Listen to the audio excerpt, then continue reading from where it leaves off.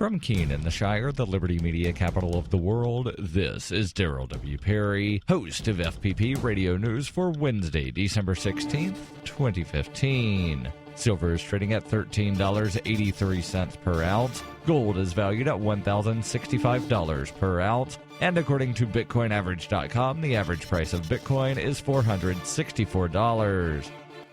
Antiwar.com reports, according to the Syrian Observatory for Human Rights, Russian airstrikes against two villages in northern Syria, the Idlib village of Marat al-Nassam and the Aleppo village of Maskana, have hit marketplaces, killing a large number of civilians. 16 civilians have been reported killed so far in Marat al-Nassam and 23 others in Maskana, with large numbers of wounded, leading to the warning that the overall civilian death toll is likely to rise, potentially significantly. 4 of the Islamic State fighters were also killed in the strikes on Maskana. Maskana, on the shores of Lake Assad, is on the main highway between the Islamic State capital city of Raqqa and the city of Aleppo. The Islamic State is among several factions trying to get a foothold in Aleppo, formerly Syria's industrial and financial hub. The city has been contested for years now and is in ruins. Marat al-Nassan, by contrast, is just south of the city of Idlib, the capital of al-Qaeda's territory inside Syria. Russian airstrikes have heavily focused on al-Qaeda territory in the northwest, aiming to stall the expansion of al-Qaeda into Latakia and to allow Syria to ultimately shore up its control over the routes between Damascus and the coast.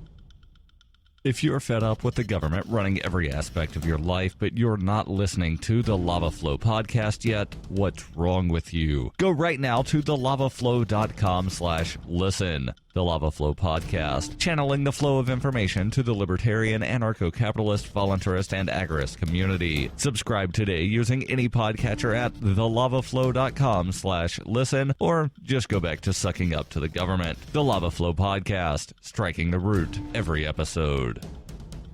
UPI reports state and local governments nationwide have passed laws allowing them to refinance federal student loan debt, seen as a way to propel economic growth and chip away at education debt that is holding back young professionals. Montgomery County, Maryland is the latest to look to set up a student loan refinancing authority, giving the county a chance to extend low interest rates to borrowers. Already, several states, including California, Maine, and Minnesota, have created refinancing programs. Student loan borrowers across the country owe some $1.2 trillion, with about $103 billion in default. Some experts say a generation of young adults is being crushed under overwhelming debt, causing a trickle-down impact on the economy. For decades, states issued federal student loans through their own student loan authorities or banks. In 2010, after the U.S. Department of Education began issuing loans directly, state agencies began closing their doors. Now, many states are reviving their agencies, which finance loans through tax-exempt bonds, a means to invigorate growth on a local level.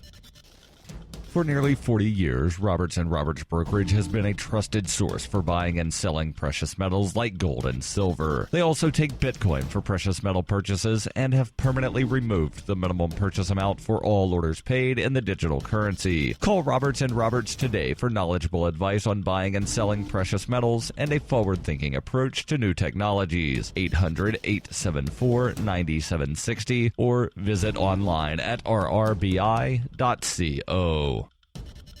Reuters reports Baltimore City Circuit Court Judge Barry Williams said on Tuesday that a jury is deadlocked in the trial of police officer William Porter, charged in the death of Freddie Gray. Williams said he had received a note from the jury of 7 women and 5 men after it had weighed the fate of Officer William Porter for almost 10 hours. Williams ordered the jury to keep trying to reach a verdict. It was not immediately clear how the panel was deadlocked. Porter is charged with involuntary manslaughter and other charges in Gray's death from a broken neck sustained in the back of a police van. Gray's death in April triggered protest and intensified a U.S. debate on police treatment of minorities. The jury of 7 women and 5 men started deliberations on Monday. Williams earlier on Tuesday had rejected a request by defense lawyer Gary Proctor to declare a mistrial and order a change of venue. If the jury remains deadlocked, Williams could issue a so-called Allen charge, pushing them to reach a verdict. This has been FPP Radio News, online at fppradio.com.